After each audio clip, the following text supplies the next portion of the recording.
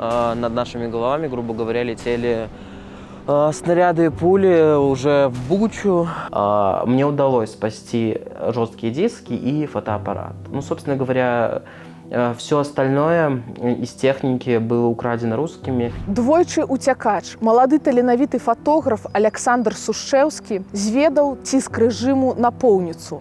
Больш за 20 ператрусаў у яго і ягоных сваякоў, адміністратыўны арышт і 2 спробы завесці крымінальную справу. Ён быў вымушаны пакінуць Беларусь і з'ехаў ва ўкраіну. Першая наша размова з ім адбылася там. Ён марыў сваю выставу, зроблена ў Беларусі, зроблена з болем, пра беларускіх актывістаў, пра беларускі боль прывезці сюды, у Польшу, каб свет пабачыў яе. Год назад я прилетел сюда, в Киев, в этот аэропорт. Спрашивается, почему я оказался здесь? Наверное, потому что, как и многие белорусы, я не смог остаться в стороне, не смог промолчать. Как и многие белорусы, я оказался репрессирован этой системой. Несколько уголовных сфабрикованных дел, сутки, бесконечные допросы и обвинения со стороны нелегитимных властей. Вылет, кстати, из Беларуси тоже оказался довольно-таки своеобразным. Это бесконечное множество допросов таможни, час бесконечного шмона. И только за 3 минуты до посадки меня просто впихивают в этот самолет и в добрый путь отправляют в Киев. Прилетаю, значит, в Киев, меня встречают с табличкой «Саня». Мы едем в так называемую коммуну, в коммуну студентов, где жили репрессированные студенты, которые были вынуждены уехать из страны не по своей воле. Нас там было первое время 8 человек. В тесноте, как не в обиде, говорится. Вот. Интересные первые 4 месяца эмиграции.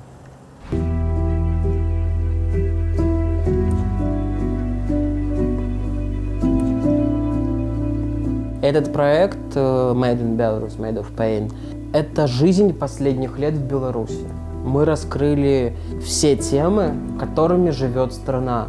По крайней мере, та большая часть людей, которая не осталась равнодушной. Мы столкнулись со многим, с несправедливыми судами, с арестами, с политзаключенными, с насилием. То есть в этом проекте есть слово «боль», а это неспроста. Для многих из нас, по крайней мере, для членов нашей команды, это, наверное, слово года, слово последних нескольких лет. В этом проекте мы показываем всю мерзость и всю черноту этой системы. Что они вытворили с нами за последние несколько лет. Вот такие классные весы у нас есть. Это уже... Они немножечко не в съемочном виде. Здесь еще была очень потрясающая надпись «Беларусь». Собственно говоря, оно олицетворяет, я думаю, систему, которая сейчас есть. Весы я нашел очень интересно. Я пошел на рынок и начал спрашивать, у кого есть старые весы? Куплю, арендую, сделаю все, что угодно, дайте весы. Показываю всем фотографии референсов и приезжаю, грубо говоря, к продавщице домой ночью, и мне на выбор дают несколько весов. И, собственно говоря, так они стали участником съемки. Мы проехали, наверное, пол-Киева с этими весами в багажнике.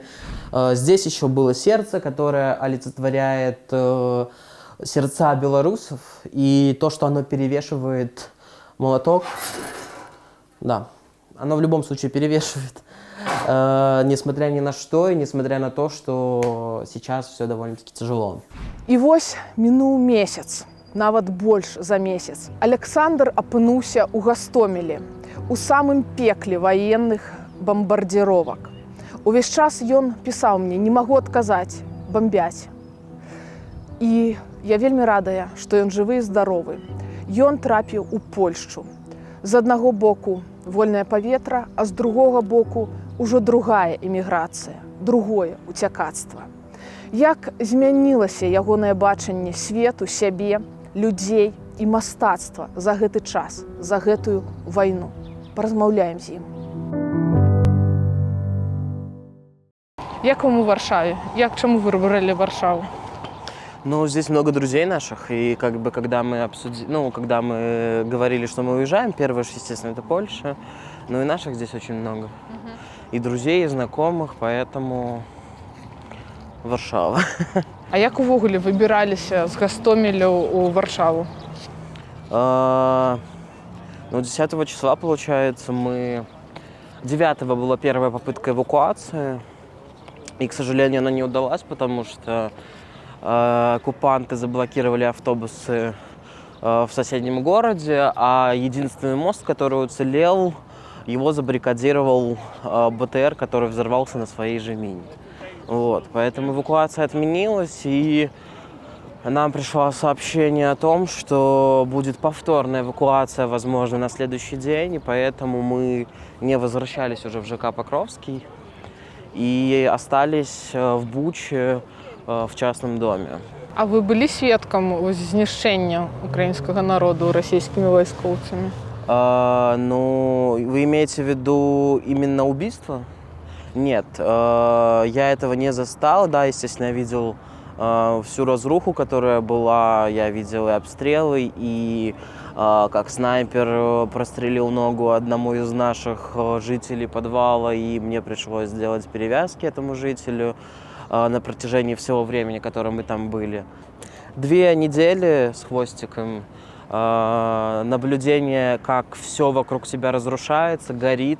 Ты видишь эту концентрацию боли и все то, что происходит. Я бы не назвал это войной. Это геноцид Украины. Это уничтожение ее земли и всего того, чего она достигла за эти годы.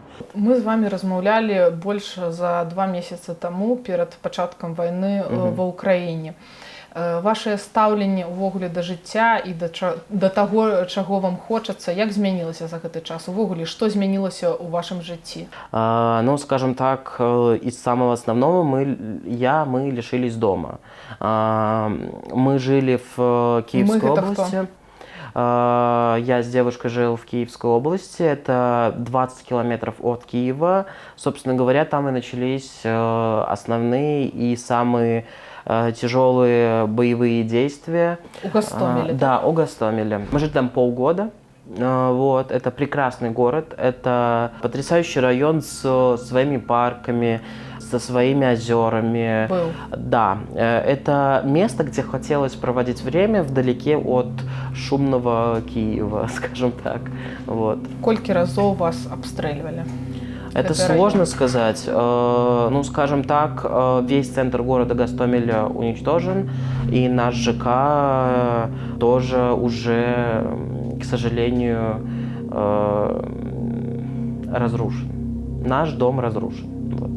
На 3-й день оккупации я узнал от своей соседки, что моя квартира еще не взломана, и я понял, что нужно действовать. И тот компьютер, который ко мне приехал еще из Беларуси после задержаний, обысков, конфискации и так далее и тому подобное, находился на тот момент там. И я понимал, что там все материалы, в том числе этой выставки, для меня было важно хотя бы сохранить частичку этого, и я рад, что удалось. Каждый проект, он описывает и рассказывает о определенных действиях. Это или насилие, или истории политзаключенных.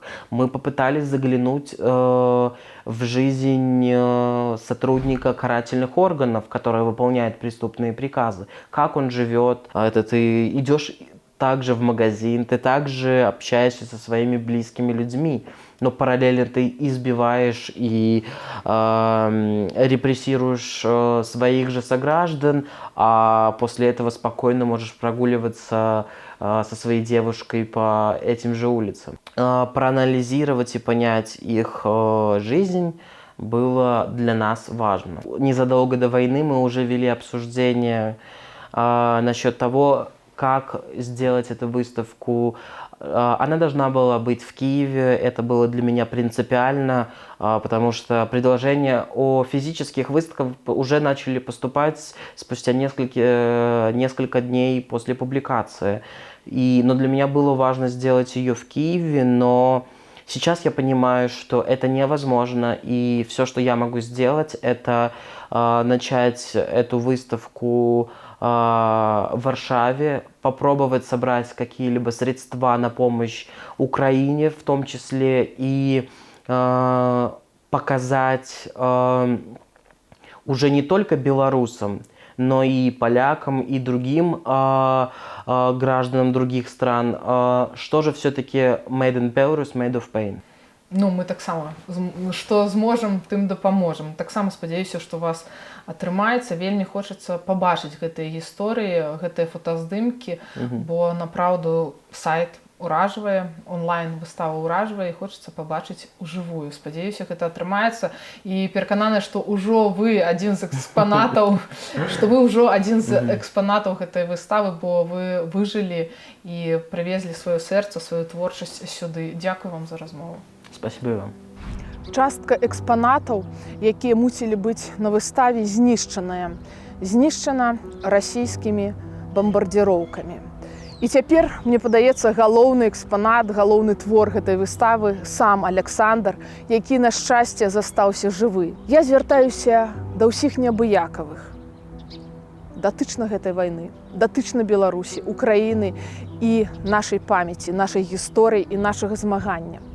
Калі вы хочаце дапамагчы Аляксандру здзейсніць, ажыццявіць гэтую выставу, калі хочаце дапамагчы яму і ягонай камандзе, можа быць, паехаць з гэтай выставы і ў іншыя гарады і краіны, якія зацікаўленыя і хочуць пабачыць гісторыю нашага болю, лістуйце да нас. Гэта можна зрабіць з любога пункту свету, публічна ці ананімна. І памятайце, беларус беларусу і беларус украінцу, любоў, падтрымка і перамога. Дзе мы разам, там праўда.